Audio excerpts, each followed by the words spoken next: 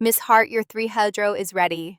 I waved Amanda in with my free hand while wrapping up notes from my previous client meeting. The Jacobson merger documents sat neatly stacked on my mahogany desk, each page annotated with precise observations in my characteristic, small, neat script. Your presentation was excellent, Mr. Chen said through my phone speaker. The board will be delighted with these projections. Thank you, Richard. I'll have the final revisions to you by morning. I ended the call and checked my watch. My grandmother's vintage Cartier, the one piece of family jewelry I wore daily. 2:58. Perfect timing. The phone rang again. I almost let it go to voicemail, but noticed the caller ID. First Valley Bank, probably about the Jacobson financials. Evelyn Hart speaking. Miss Hart, this is Eric Landon from First Valley Bank's mortgage division. His tone carried an edge that made me sit straighter. I'm calling about the missed payments on your property at 1847 Sycamore Lane. My hand froze over the Jacobson papers. There must be some mistake. I don't own any property on Sycamore Lane. According to our records, you took out a mortgage for this property 4 months ago. We've been trying to reach you about 3 missed payments totaling $16,000. The room tilted slightly. I pressed my palm flat against the cool desk surface. That's impossible. I never signed anything. I'm looking at the paperwork right now. I'll email you copies. Please do. My voice stayed steady, even as constricted. Sending now, my computer chimed. The email appeared in my inbox with attachments. I clicked and the documents filled my screen. The signature page drew my attention like a magnet. My name, my signature. Except the slight upward flick on the rounded A that looked more like my mother's handwriting than mine. The spacing between letters that wasn't quite right. Memory flashed. 3 months ago, Sunday dinner at my parents' house. Mother sliding papers across the table with a bright smile. Just some birthday paperwork to sign Honey for tax purposes. I'd been distracted watching Brooke showing off photos of her new house on her phone. The house somehow afforded on a teacher's salary. The house with the wraparound porch she'd always dreamed of. On Sycamore Lane, my stomach lurched. I minimized the mortgage documents and pulled up my email history. There they were, my mother's increasingly frequent questions about my financial statements wrapped in casual concern. Just making sure you received all your tax documents, dear. Did that investment report come through? The room spun again. I gripped the edge of my desk, my knuckles white against the dark wood. The signatures swam before my eyes, forged by the same hand that had written encouraging notes in my lunchbox, signed my report cards, penned birthday cards year after year. Miss Hart, Eric's voice snapped me back. Are you there? The lawyer in me took over. I reached for a legal pad with perfectly steady hands. Yes, please give me the exact dates of the missed payments. I documented everything. Dates, amounts, account numbers. My writing remained precise, despite the tremor I could feel building inside my chest. The professional mask stayed firmly in place while Eric detailed the mounting late fees and impact on my credit score. I'll need copies of all related documents, I said, my voice clipped and controlled. Everything associated with this mortgage. Of course I'll have our fraud department. No. The word came out sharper than intended. Not yet. Send everything to me. I ended the call and sat motionless, staring at the evidence of my family's betrayal glowing on my screen. The slight imperfections in the forged signature blurred as my eyes burned. My phone buzzed. Caleb Monroe's name appeared. My closest friend since law school, now a partner at a rival firm. My finger hovered over the screen. They're my family. There has to be an explanation. But I could hear my own voice in the courtroom, arguing countless financial fraud cases. Forgery is forgery, even when it's done by family members. In fact, that betrayal of trust makes it worse. I answered Caleb's call.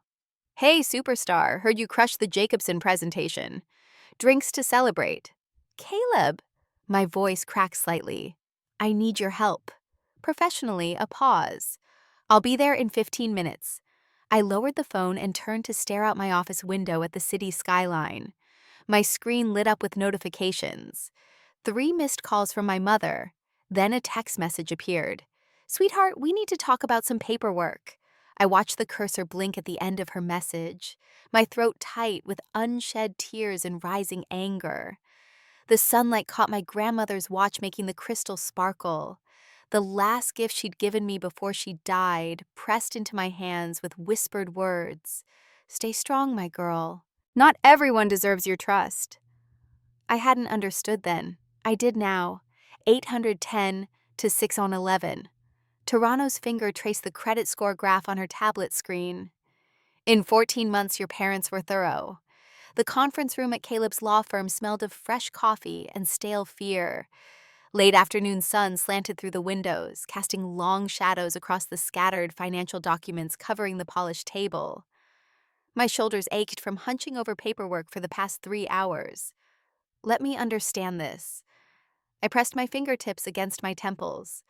While I was helping Mother plan her tennis club fundraiser, she was opening credit cards in my name. 3 credit cards. Tara swiped to the next screen. Her coral blazer stood out against the room's muted grays, much like her direct manner contrasted with Caleb's gentler approach.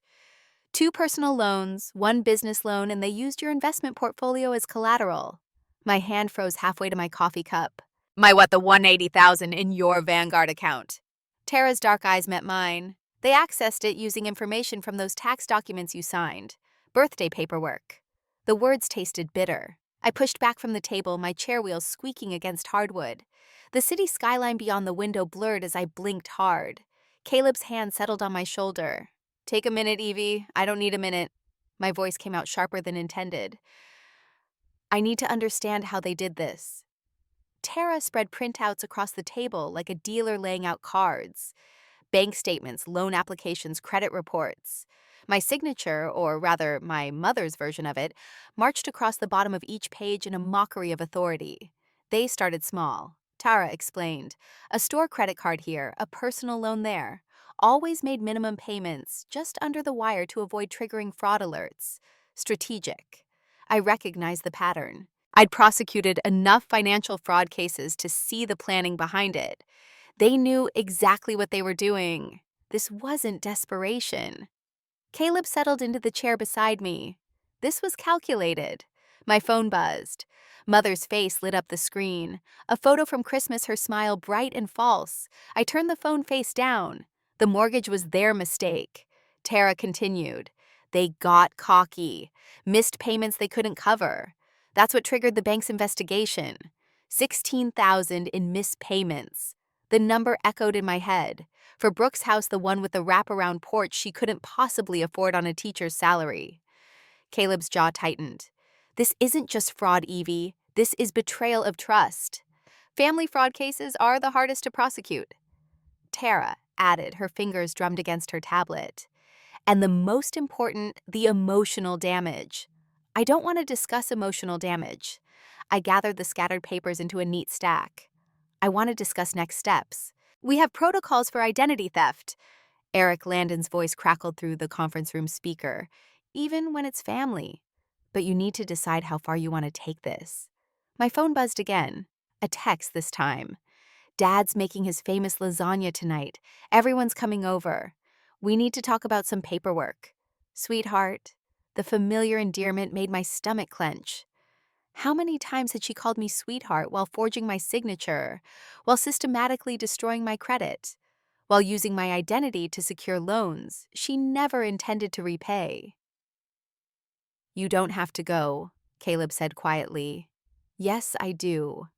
I slid the phone into my purse. I need to see their faces when they lie to me one more time.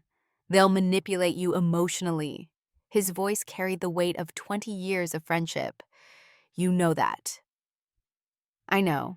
I stood smoothing my skirt with trembling hands. But I'm not the same person they've been manipulating all these years. Tara gathered her materials, her movements precise and efficient. We'll have everything ready when you decide how to proceed. The banks, the credit bureaus, the investigators. One word from you and we move forward. I touched the stack of evidence we'd compiled. The paper felt cool under my fingers, solid, real, unlike the family mythology I believed for so long. The responsible one, I murmured. That's what they always called me. The strong one? The one who could handle anything? Evie Caleb's voice softened. You don't have to handle this alone. I picked up my grandmother's watch from where I'd set it aside while reviewing documents. The crystal caught the fading sunlight as I fastened it around my wrist. Her last gift, her final warning about trust. I'm not alone. I met Tara's steady gaze, then Caleb's concerned one. I have something better than family. I have allies. My phone buzzed a third time. Another text from Mother. Don't forget the garlic bread, sweetheart. You always bring the best bread. I slipped the phone back into my purse without responding. The weight of the evidence files felt solid in my briefcase as I lifted it. Outside the conference room windows, shadows lengthened across the city. Soon, I would sit at my parents' dinner table, watching them serve up lies alongside lasagna. But first, I had a stop to make. I need to see my investment advisor. I checked my watch, my grandmother's watch, the one true thing I had left. I want to know exactly what they did with my portfolio before I faced them. I'll come with you, Caleb offered. I shook my head. No, I need to do this part alone, but keep your phone on. Always. He squeezed my shoulder. Just remember they're counting on your silence, on your sense of family loyalty. Family loyalty. I paused at the door, my hand on the cool metal handle. Funny how that only ever worked in one direction. The elevator doors closed behind me with a soft chime. In my purse, my phone buzzed again and again and again. I didn't look at it. I didn't need to. I already knew what they were saying, what excuses they were preparing, what emotional weapons they were sharpening for tonight's performance. But they didn't know what I knew now. That strength isn't always about holding things together. Sometimes it's about letting them fall apart. Mother's lasagna scent wafts through the foyer, rich with garlic and oregano. The familiar aroma twists my stomach instead of welcoming me home. My fingers brush the documents in my shoulder bag, paper edges sharp against my skin. Evelyn. Mother glides toward me in her cornflower blue dress, arms outstretched. Her embrace feels like a trap. Perfect timing. Walter just pulled the garlic bread from the oven. The kitchen gleams with the kind of artificial perfection Mother maintains when she wants something. Chris wine glasses catch the afternoon light. Father's special occasion tablecloth drapes the table, the one reserved for holiday dinners and important conversations. Brooke hovers by the window, her fingers worrying the stem of her wine glass. Her eyes dart to my bag, then away. Sit, sit. Mother gestures to my usual place. Walter, open that Cabernet you love. I remain standing. No wine. Father emerges from the kitchen. Lasagna dish cradled in his oven-mitted hands. Steam rises from the perfectly brown surface. He sets it on the cork trivet with practiced care. There's my girl. His smile doesn't reach his eyes. Been too long since we had a proper family dinner. 3 months and 8 days since they forged my signature on a mortgage application. How's the Jacobson merger progressing? Mother ladles lasagna onto bone china plates. Her movements are too precise, too controlled. You mentioned the board presentation was. My bag weighs heavy against my hip. Inside their forgeries and frauds wait like loaded weapons. The merger is fine. I watch Mother's hands as she serves the same hands that practiced my signature until they could replicate it. The board approved all projections. Of course they did. Father raises his wine glass. To my brilliant daughter. The crystal catches the light had 3 months ago, when Mother slid those papers across the table. Just some birthday paperwork, honey, for tax purposes. My fingers find the documents in my bag. Time to end this performance. I pull out the mortgage papers and lay them on the pristine tablecloth. The bank's logo gleams black against white. The room goes still. Mother's serving spoon hovers over the lasagna. A drop of sauce falls red against white china. Would anyone like to explain why there's a mortgage in my name for a house on Sycamore Lane? My voice stays quiet. Professional. The same tone I use in depositions. Brooke's wine glass hits the table too hard. Red liquid sloshes against crystal. Sweetheart. Mother's eyes fill with tears right on cue. Right? The spoon settles back into the lasagna with deliberate care. We were just trying to help your sister. Help her by committing fraud. Don't be dramatic.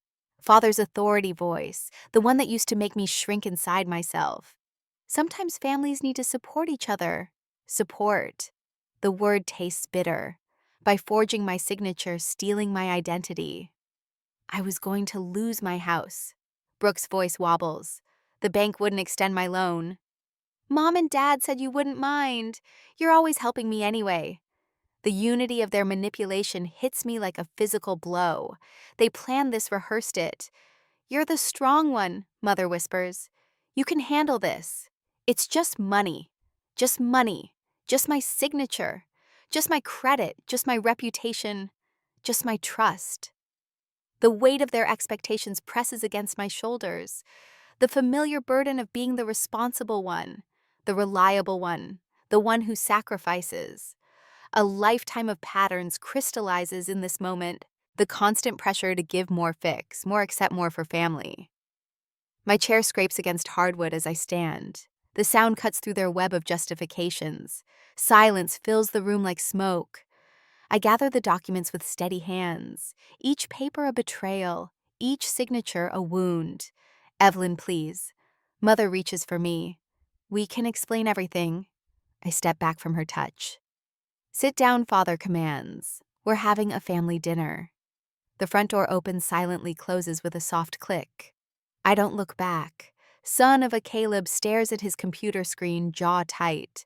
Morning sun streams through his office windows, painting his desk with stripes of light. This goes way beyond your mortgage. I lean forward in my chair. What did Tara find? He swivels his monitor. Spreadsheets fill the screen, numbers marching in neat columns.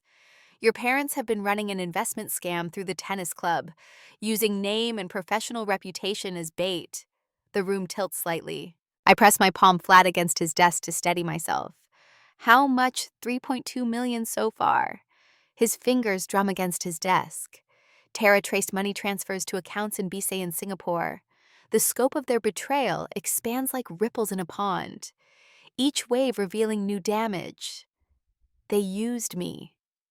The words scraped my throat, used my reputation to steal from vulnerable seniors. Caleb corrects. They targeted retirees looking for safe investments, promised guaranteed returns backed by your legal expertise. Something snaps inside my chest, a lifetime of obligation breaking under the weight of truth. This isn't just about me anymore. Caleb nods, already reaching for his phone. I'll activate my FBI contacts and financial crimes. Tara's building the evidence chain. Get Eric from the bank involved too. My voice sounds different, harder. We need his fraud department. Caleb's team assembles with military precision. Within hours, my office fills with federal agents, forensic accountants, and bank investigators, each person adding threads to the web of evidence. I stand at my window watching them work. Their efficiency should comfort me.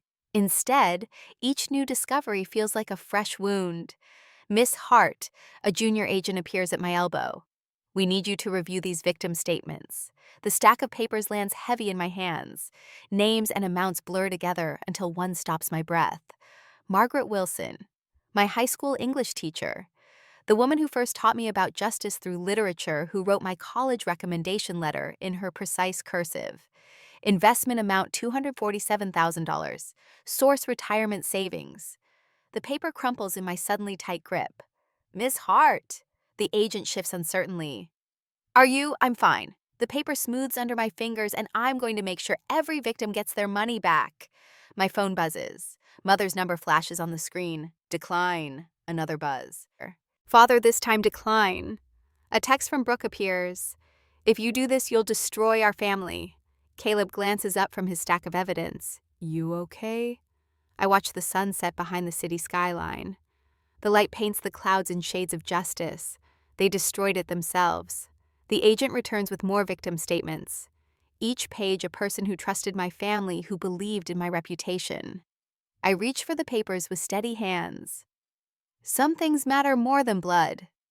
The morning sun filtered through the blinds of Caleb's corner office as I signed the last fraud report. My signature, me real one, curved across the bottom of each form with perfect precision. No maternal forgery this time. Ready. Caleb's voice carried a mix of concern and determination. I checked my watch. 7:58 a.m. 2 minutes. We timed everything down to the second. The fraud reports would hit 6 different agencies simultaneously at 8:00 a.m. sharp. The moment they opened their doors, accounts would freeze. By 8:15, the official investigation notice would arrive at my parents' house, certified mail. Signature required. My phone buzzed. Tarara's text. Bank team in position. Now I pushed the stack of reports across Caleb's desk. His assistant swept them up and disappeared. Each report destined for a different courier. My mother's latest voicemail played in my head. "Sweetheart, please. You have to understand. We can explain everything." The tremor in her voice almost sounded real. Almost. The grandfather clock in Caleb's office struck 8. Somewhere across the city, a postal worker rang my parents' doorbell. Somewhere else, my sister Brooke was probably walking into the elementary school where she taught 4th grade, wearing the clothes she'd bought with my stolen credit cards. My phone lit up. Eric from First Valley Bank. Accounts frozen. 3 attempted withdrawals blocked in the last hour. They knew it was coming, Caleb said, watching my face. Mother always could read me like a book. The irony tasted bitter. Even when I was trying to hide my Christmas list, she'd know exactly what I'd asked Santa for. "This isn't a Christmas list, Evelyn." "No." I smoothed my skirt, a nervous habit from childhood. "It's a document trail revealing $2 million in identity theft and fraud." The phone rang. My father's number. Straight to voicemail, Caleb reminded me. I declined the call, but the voicemail notification popped up seconds later. My father's voice filled the room through the speaker. "Your mother is distraught, Evelyn. I've never seen her like this. Whatever you think we've done, we can work this out as a family. Call Richard Spencer. Hay has been asking about you at the club. He's worried. Richard Spencer."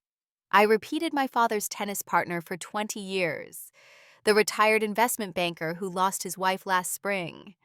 Caleb's eyes narrowed. One of their targets. They used my name, my reputation, to steal from a grieving widower hour who's known me since I was 10. The words came out flat, emotionless, a prosecutor's recitation of facts. The door opened. Tara stepped in, her usual professional calm, replaced by barely contained urgency. "We have a problem." She placed a file on Caleb's desk. Inside, a job application, my resume, my bar association number, my signature, but not my handwriting. Where? The room tilted slightly. 3 law firms, 2 financial institutions. "Your sister's been busy."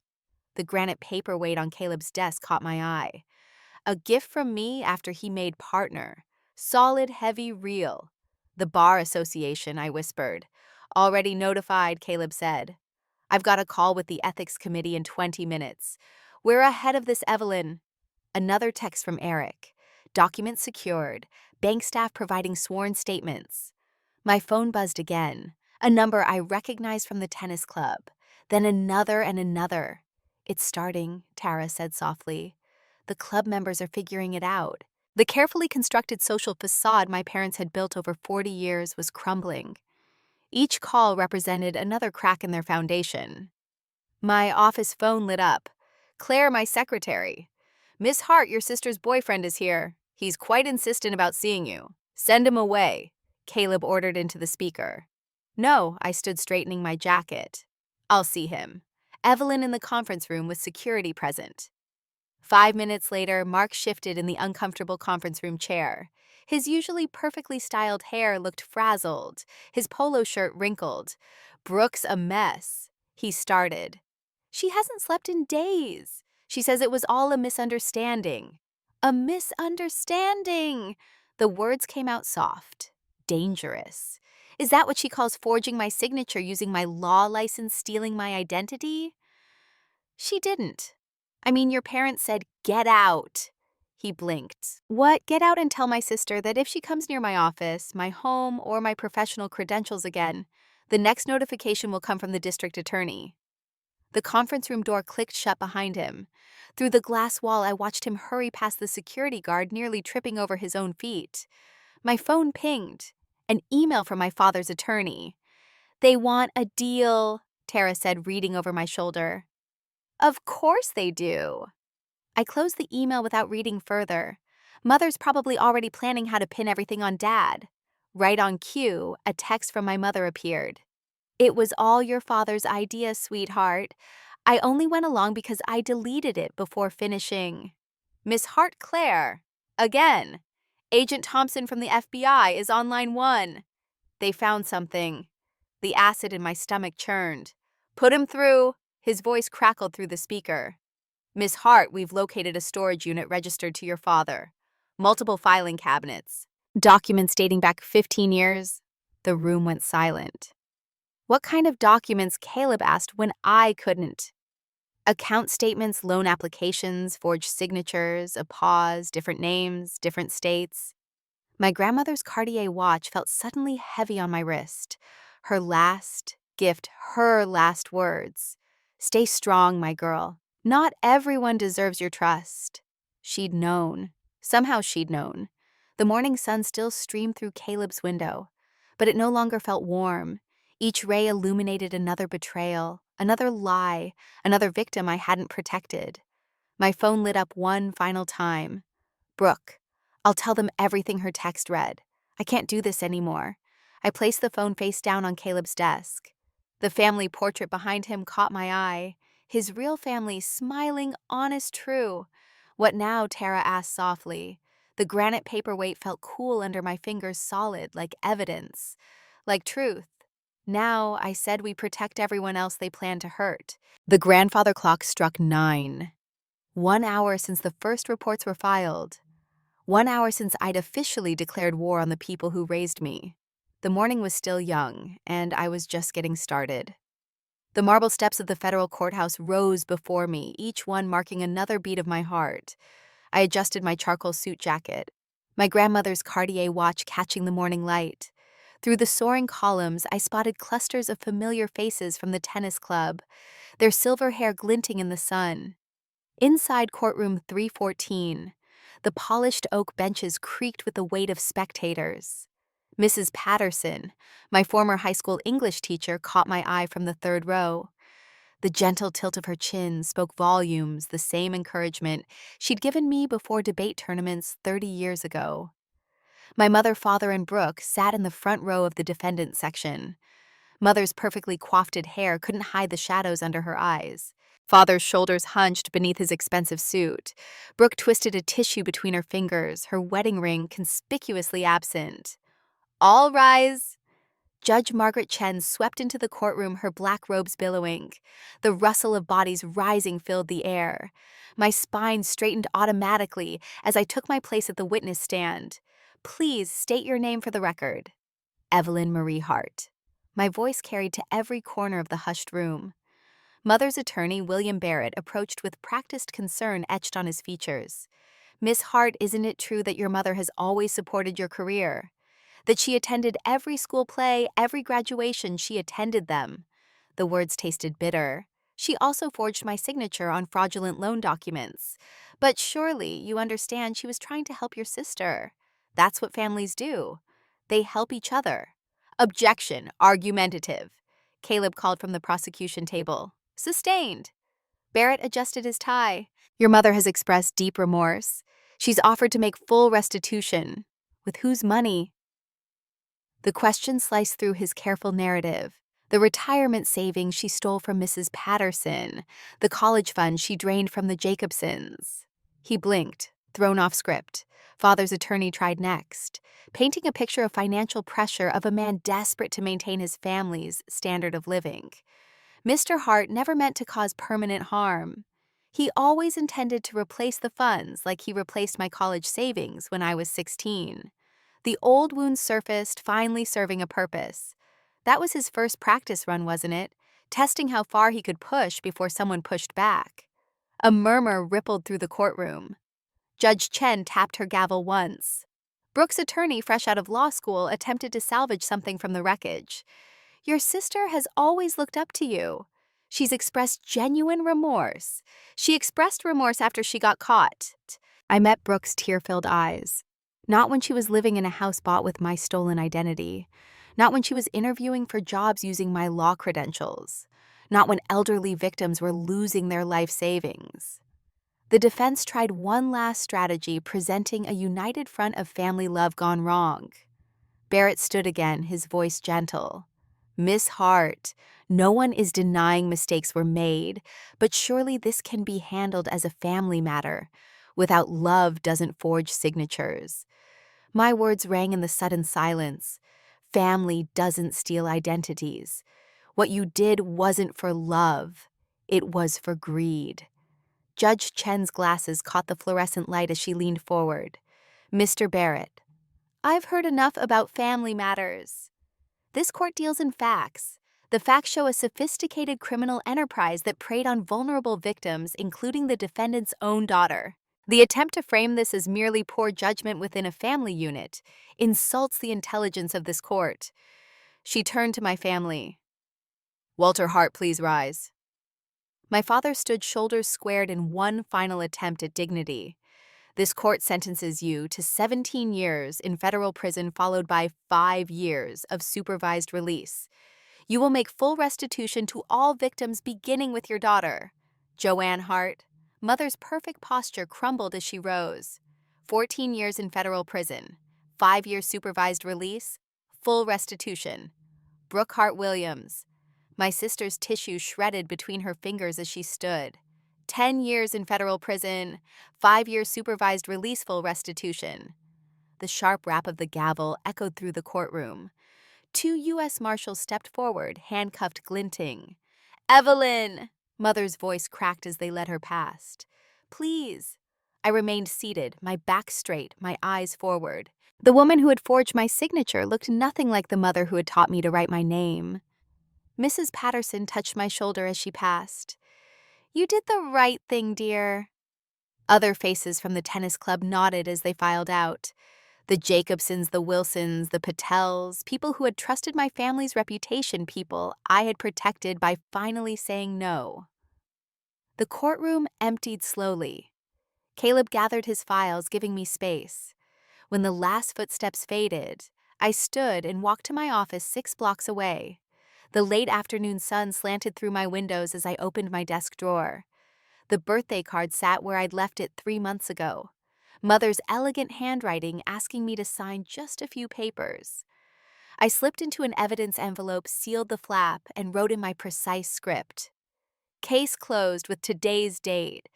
The city lights began to twinkle as I sat in my leather chair, finally allowing my shoulders to relax. The word strong floated through my mind. Not my family's version of strength that meant silence, but my own definition. The strength to stand up, the strength to speak truth, the strength to protect others. A knock at my door interrupted my thoughts. Miss Hart, Amanda's voice was gentle. There's someone here to see you. She says she needs help with a family fraud case. I touched my grandmother's watch, remembering her words about trust. Then I stood, smoothed my jacket, and walked to the door. The next chapter was waiting. The brass nameplate gleamed in the morning light. Evelyn Hart, Director of Victim Restitution Program. I traced my fingers over the engraved letters, still half expecting to wake up and find myself back in my old office drowning in corporate mergers and acquisitions. But this was real, my new reality, 6 months after the verdict. The space around me reflected the transformation. Gone were the intimidating mahogany furniture and stark minimalist art. In their place stood welcoming chairs arranged in a circle, walls lined with resource pamphlets, and a small table offering water and tissues. A poster displayed warning signs of financial abuse in clear, practical terms. My grandmother's watch caught the sunlight as I straightened a crooked pamphlet. The crystal sparkled, reminding me of her final words. She had known somehow. Maybe she'd seen the same patterns I'd missed for so long. A framed letter hung beside my degrees, its simple classroom penmanship more meaningful than any Harvard diploma. Mrs. Peterson, my former English teacher, had written it after the restitution for my family's fraud scheme helped her keep her home. Your strength gave others courage, she'd written. You showed us it's never too late to stand up for what's right. The intercom buzzed. Your dinner guests are here, Miss Hart. I checked my watch 7:00 exactly. Some habits never changed, even if everything else had. Caleb, Tara, and Eric waited in the lobby looking relaxed in casual clothes instead of their usual courtroom attire. Caleb's grin widened as I approached. Look who's leaving the office at a reasonable hour, he teased. First time for everything. I grabbed my coat. Antonio's, the Italian restaurant's brick walls and checkered tablecloths felt worlds away from the sterile conference rooms where we'd built our case. A candle flickered between us as the waiter poured wine. Caleb raised his glass to chosen family. The words settled in my chest, warm and right. We clinked glasses, our smiles genuine instead of the polite masks we'd worn through months of legal battles. Speaking of family matters, Caleb said, pulling out his phone. Check your email. First round of restitution payments went through today. I set down my fork. Already. The timeline suggested. Let's just say some of us put in extra hours to expedite things. He shrugged, but his eyes sparkled. Your former clients deserve that peace of mind. Thank you.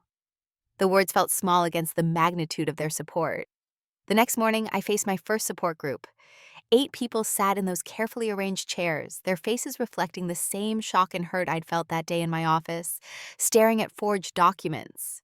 I should have known, an elderly man whispered, twisting his wedding ring. 50. 2 years of marriage, and she emptied our accounts for some online scammer. My Laura. You didn't fail her, I said softly. She failed you. There's a difference. Heads nodded around the circle. They'd all heard the same excuses I had. Family obligations, special circumstances, just this once. Back in my office, I pulled out my phone thumb, hovering over my mother's final text. We can fix this, please, for family. Delete. That's why I'm protecting others from you, I whispered to the empty room. My computer chimed with a credit alert. My score had finally returned to its pre-fraud level 810. One more piece of my life restored. I stood walking to the wall of filing cabinets. Inside the bottom drawer, thick files documented every step of my family's case. Evidence photos, bank statements, court transcripts. I closed the drawer with a decisive click. The afternoon sun streamed through my window as I adjusted my jacket, preparing for my testimony before the State Senate Committee. My proposed Hart Amendment would strengthen protections for family financial fraud victims, closing the loopholes my parents had exploited. Your personal pain has created public good, the committee chair remarked after my presentation. Her silver hair caught the light as she leaned forward. Not many could turn such betrayal into positive change. Sometimes strength means saying no to family, I replied, my voice steady, especially when they're hurting others. The sunset painted long shadows across my office carpet. As I finished the day's paperwork, a movement caught my eye. A young woman pacing in the reception area, clutching a manila envelope, her shoulders hunched forward protective. I recognized that posture. I'd worn it myself not so long ago. Through the glass, I watched her gather her courage, squaring those hunched shoulders. My grandmother's words echoed, "Stay strong, my girl. Not everyone deserves your trust." But some people did. Some people earned it, proved it stood beside you when the world tilted sideways. I opened my office door. Come in. I understand what you're going through. A small smile softened my words. And I can help. The young woman's eyes met mine, desperate for hope. I gestured to the chair across from my desk, the same spot where I'd sat processing my own shock and betrayal. But this time the person behind the desk knew exactly how to help. That was the real strength, not in silence or sacrifice, but in standing up and breaking patterns, in turning personal wounds into shields for others.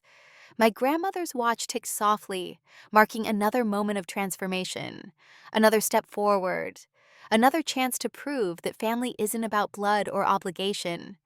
It's about choice, trust, truth, and sometimes it's about saying no to the people who raised you, so you can say yes to the person you've become.